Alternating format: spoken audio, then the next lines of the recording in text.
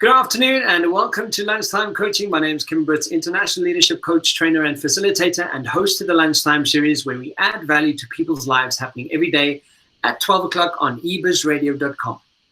Today we are chatting about biases with our resident psychologist, Chris Kemp from CC Psychology. Chris, how are you doing? Good, thanks, Kevin. Yeah, no, not too bad. How are you? Good. And thanks for coming back online with us and chatting to us about everything that's happening in the world and your insights. Chris, one of the things that have come up in a lot of conversation and quite a trigger for so many people, which I don't think people know it as book knowledge. They kind of know that they know about it, but not really what it is and how to implement and build some self-awareness around it.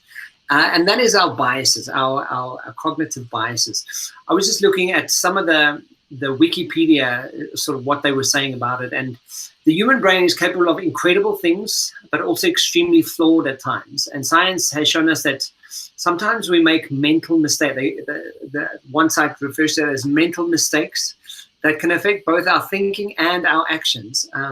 Chris, don't you want to tell us more about our cognitive bias? Yeah, so I mean, I think that like many things when we're speaking psychologically, that it has a benefit to us. Generally, everything that's going on in our brain generally tries to serve to protect us in some way. So that's when we talk about things like defense mechanisms, which are often labeled as bad, but without them, we would really struggle to cope on a day-to-day basis. And I think these sort of cognitive biases are much the same in that oftentimes they can serve a function for us, but when we are trying to be as objective as possible or trying to get to some sort of objective truth, however we might understand that concept, they can kind of get in the way of that. So I think that we are familiar with some of them. So I think one of the most common ones that people talk about, just to give an example of a bias for those who may not be on the same page as us, is what we call confirmation bias. I think that's one of the most common ones, which is essentially, let's say I feel like I've got a headache right now, and I feel like I am pretty confident that I have a tumor in my brain. I'm quite convinced of it. So what I do, I type into Google, headaches cause brain tumors, and then I'll find all the documentation to support the fact that headaches are indeed one of the symptoms of brain tumors. But I will then ignore all the things that headaches can be that are not at all related to brain tumors. So that's one element of confirmation bias, and that's one that we all suffer from a lot. We tend to like things agreeing with our perspective, with our worldview. Most of us don't, as much as we might say we do, we don't really like our belief systems or worldviews being challenged. As open-minded as we might feel that we are, we don't like challenging that. So we all engage in confirmation bias to some extent. And even our media and things we engage with support that as well. Facebook has algorithms that will show you the stuff you want to see and the stuff that you agree with, for example. They won't challenge your sort of worldview. So we have, especially with the internet, created these kind of bubbles that feed into these cognitive biases as well. So, Chris, one of the things that I also, from an NLP perspective, teach often is the reason why our brain is trying to shortcut or maybe create a bit of shortcuts so that it makes sense of the moment that we're in. Does that lead to why the brain does what it's doing, especially in terms of having biases? So, for example, the confirmation bias. If I know I can find supporting evidence to prove the thing I'm focused on and the thing that's sort of relevant to my life right now, part of that proves to me that there's an existence of it. And the more I focus on it, the more supporting evidence I find, and therefore the more I do it, the more relevant it becomes. Is it sort of true to kind of have that point of view going, yeah, my brain's really trying to shortcut a way to deal with all the pressures of life and life itself? Absolutely. I mean, I think in general, brains on a processing level, because we do a lot of cognitive processing, obviously, with our brains, are always trying to minimize the workload. If you imagine your brain as kind of a computer, it's basically always trying to find ways to calculate less things. Otherwise, again, your day would be exhausting. So a lot of it is stuff that we're not necessarily consciously aware of. So I like what you say in terms of shortcuts. In social psychology, we often talk about cognitive heuristics, and heuristic is kind of just a fancy word for a shortcut. But if you, let's say, for example, you're walking down the street and you see someone and it makes you want to cross the road immediately. You just get a bad vibe from that person, or you might say, oh, that person looks dodgy, or that guy gives me a bad vibe. Now, what was it that made you feel that way? Because that feeling was instantaneous, but that was your brain processing any number of different cues or associations that you might have built in order to immediately make that assessment. So maybe they looked shabby, or maybe there was something about them that looked dangerous. So how do we define what makes someone look dangerous? This might be a little bit different to everyone, but you could show 1,000 people a picture of a well-dressed, smiling businessman, or a picture of someone scowling with ripped clothes and blood on them or something. And every single one of those people would likely say that, well, the businessman looks more friendly, less scary to me. So those are all cognitive heuristics. We process all that information at once. We don't look at someone and go, okay, he's wearing a tie. Okay, he's smiling. It all happens instantaneously. So, but of course, when you're dealing with those kinds of heuristics, it opens you up to biases which may be negative or prejudiced in some way. And that's where you get things like elitism, racism, sexism, all those kinds of things can be the product of these heuristics as well. So there's a danger to them as well. And so I think being aware of biases is all about taking the good and trying to examine or interrogate the potential bad side of a lot of these. Yeah, I'm so glad that you bring that up, because through going through searching for different biases, and I know that according to certain websites, we have quite a number of them. And one of the things that stand out to me is having a gender bias. And they specifically speak about a widely held set of implicit biases that discriminate against gender. And, if you look at the world today, one of the big topics that's been, currently discussed, and looking at, having a US vice president as female, and suddenly the US has made it, this very big thing about it. And yet, and at least the world, but yet, we carry this bias unwillingly, and to a point where we don't even recognize that we are actually having the bias. But invariably, we grow up, and I think in this age that we've grown up in now, it is having the conversation is changing that kind of stereotyped approach to gender, but knowing that it's actually a real thing, that actually it's something that we've grown up with in our environments, and so easily gets we confirm that, oh yeah, according to what we know, men are more important, or men have better abilities, and women are cloned for that, or they're coined, at least not cloned, but coined for that. Do you think that's also, lending itself to how people make decisions in specifically in the workforce, for example?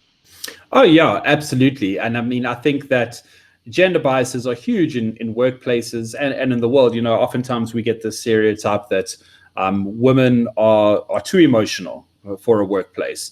A workplace is ruthless and tough, and women just cry, all that kind of ridiculous stuff. But I think that we've seen more and more banking sectors, finance sectors, accounting, things like that are quite dominated by women these days. There are a ton of women in these financial sectors, in these very high-powered sort of career paths or financial institutions and things like that. So I think that we've kind of proven a lot of that wrong, but that doesn't mean that those biases don't exist. And this can affect you on a very micro scale and a macro scale. So on a macro level, we may be looking at broad-based biases against genders.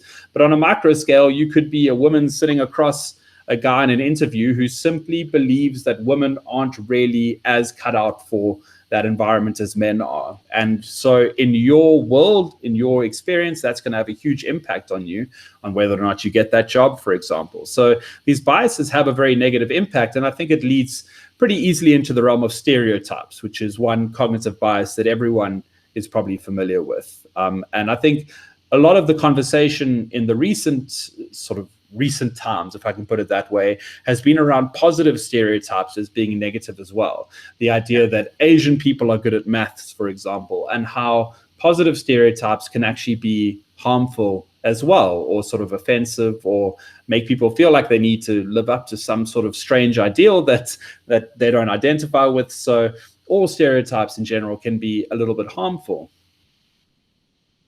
And essentially, one of the rational judgments that we have, and the tendencies that we have to making these biases. For example, the notes that I have with me is, for social influence. Because I relate to a group of people, and because I have that connection, socially I can be influenced and feel more important than not being part of that group, for example, right? And essentially, being in that thought process, really, I want to say, you literally convince yourself that everything is fine and everything in this approach is normal, and this approach might be right, and yet it might actually work to your detriment more than to your favor. Oh yeah, and social influence is so powerful. As much as we all like to believe, again, that we are non-conformist and open-minded, a lot of the things that we sort of ascribe to don't necessarily hold out in practice. So they've done some quite comical social science sort of experiments, or social psychology experiments, around the power of group influence. So for example, someone gets into an elevator and there's 10 people in there facing the wall. That person will stand there for a little bit and then turn to face the wall as well, because they feel like, well, I don't know what exactly is going on, but I feel like I'm supposed to do this. And similarly with sort of showing people 4 lines and saying which one's the odd one out, and A, B, C, and D, and C is clearly higher than the other lines, but the first 10 people will say, no, it's A is the higher one. And the last person, even though they can really see that it's C, they don't want to look stupid. And about 60% of people will just say, yeah, A, I agree with the group, but obviously the rest of the group in this example would be actors sort of setting this whole thing up. So yeah, the social influence is massive. And those are funny examples, but obviously they can be a lot more insidious than that. When you're dealing with stuff like gender, race, any sort of biases that can really hurt people, that sort of group influence can start to become very problematic. So one of the things that I also looked at here is, for example, the halo effect. Where you really overall impression of someone influences the decisions you make around how nice you think this person is, based on the fact that you find them attractive.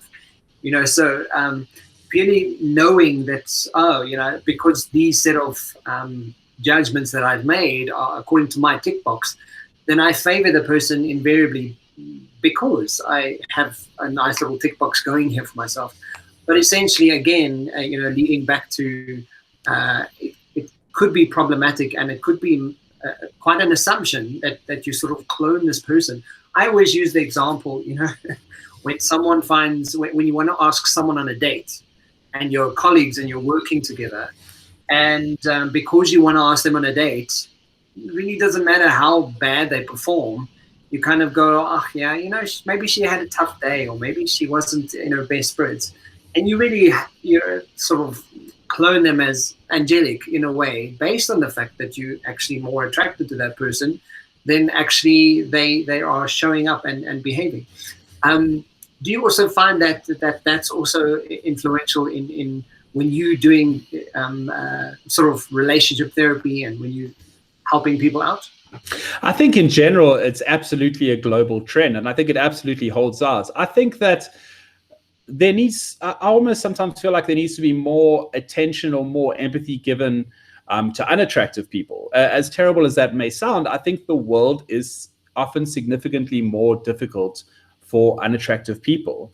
And it comes to exactly what you're saying. The halo effect is very much a real thing. It's a very well documented thing, and it comes up in scary ways in terms of, for example, prison sentences are shorter for attractive people. Attractive people are less likely to be convicted than unattractive people.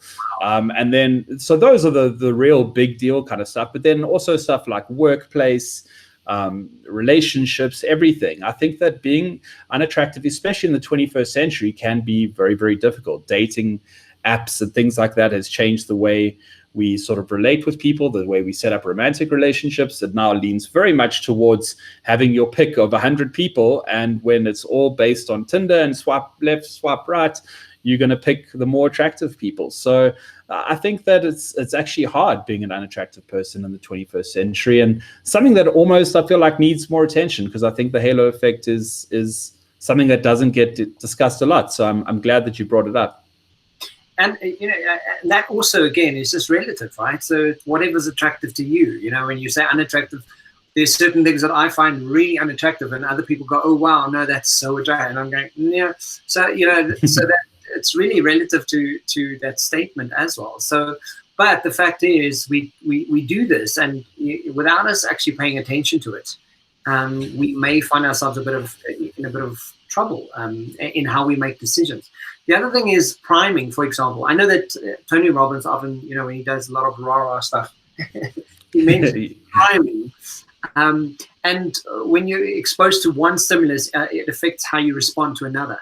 Now, again, it has its place for how it's been used, but also understanding that it exists, and you could be priming yourself into a point where a negative behavior really stimulates you in a way that is not necessarily good for the outcomes and the results. Yeah, absolutely. And it's also something that people use to manipulate people as well, where it's sort of a long-term kind of thing where they prime you towards a specific thing or finding something more acceptable.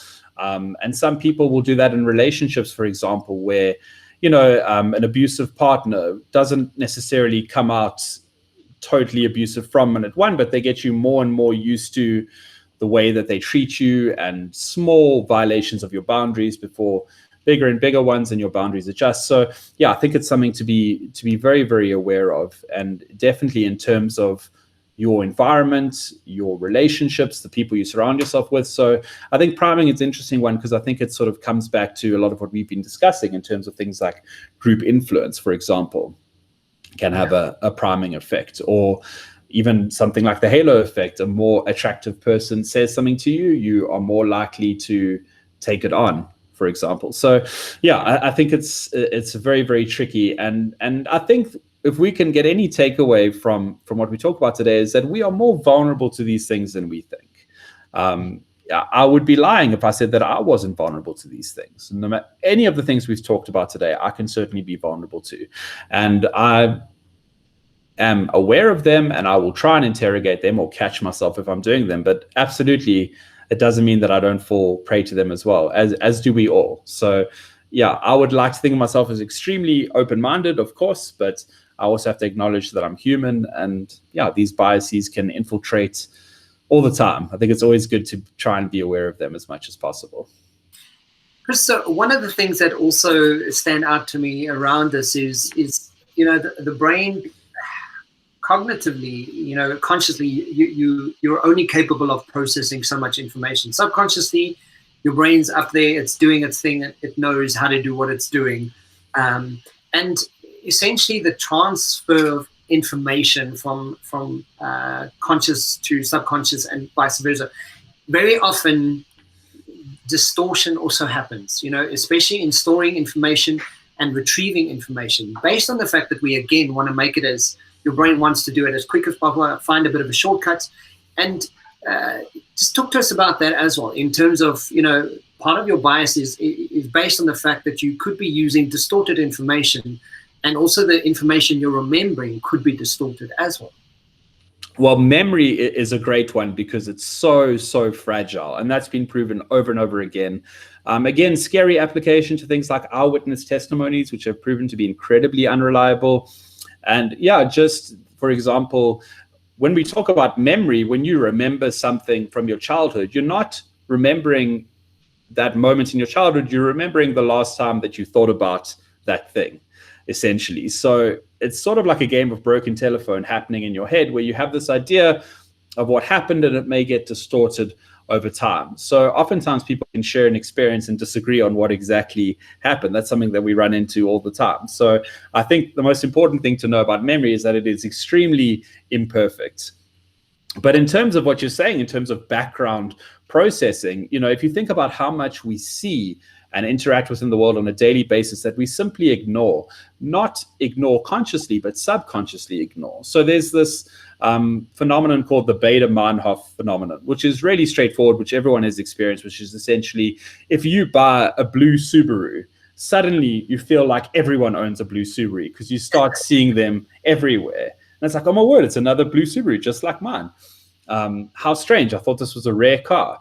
But really, the reality is before it just faded into your unconscious, you didn't take note of it whatsoever. Now that you have some reason to highlight it in your mind, you start seeing it all the time. You're not seeing it more frequently. You're simply aware of it, whereas you weren't before. Yeah, and the more I learn about this, and the more you sort of pay attention to it, the more you kind of go, wow. So is anything real? Is anything normal? Possible? It's like, what the hell? Like, Chris, if we have to, just in wrapping up today, if we have to go away and kind of go, okay, what are the things that we need to start paying attention to? How do I catch myself falling into a bias that I might possibly be having? And is there a shortcut to doing it? And I know I'm always looking for shortcuts to kind of give practical application to it. But what are those things? Is there such a thing that we could do? I think it's not about trying to avoid biases so much as it is trying to be aware of them, because we all do have our own biases. So try and be aware of your own biases and recognize that is part of how you interface with the world. I always encourage people to consider reality as subjective rather than objective. We often fight about an objective reality. We want other people to see the world the exact same way we do, and they must have our worldviews and our perspectives, and ours are right and theirs are wrong. But rather remember that the way you experience the world is always going to be subjective to you. The way you process things, the way you see things, everything is subjective. So really your perception of reality is subjective as well. So in an effort to be open-minded, it can be helpful to consider that your subjective reality and someone else's can both be correct. You don't have to have the same view of the same experience or the same thing, but try and be aware of how your reality is shaped by your own internal biases. So yeah, absolutely. I think it's just about trying to be aware of them and trying to interrogate them. Challenge what you may hold as sort of a truth, and why you feel that way and where that might come from. How much of these thoughts or feelings belong to you? How much of them have you internalized from your parents, from your upbringing, from your environment, your culture, things like that. That's it, Chris. So if anybody wants to get hold of you, thanks for sharing some time with us today. If anyone wants to reach out and chat to you and just connect with you, where do we go? Sure. So I think the easiest way is just you can find all my details on my website, which is ccpsychology.co.za. So it's just the letter C twice and then psychology.co.za. Fantastic. And that's Chris Kemp joining us from CC Psychologist. Chris, I'm just going to leave us with a bit of an inspirational quote here that says, we don't see things as we are, we see things as, we don't see things as they are, we see things as we are. Hey, there you go. Subjective reality. You nailed it. There we go. Chris, thank you so much. Thanks for joining us. And that's Lunchtime series happening on eBiz Radio, www.ebizradio.com every day at 12 o'clock. Chris, thanks for joining us, and I will chat to you soon. Thanks, Kevin. Thanks, cheers. Bye. Cheers.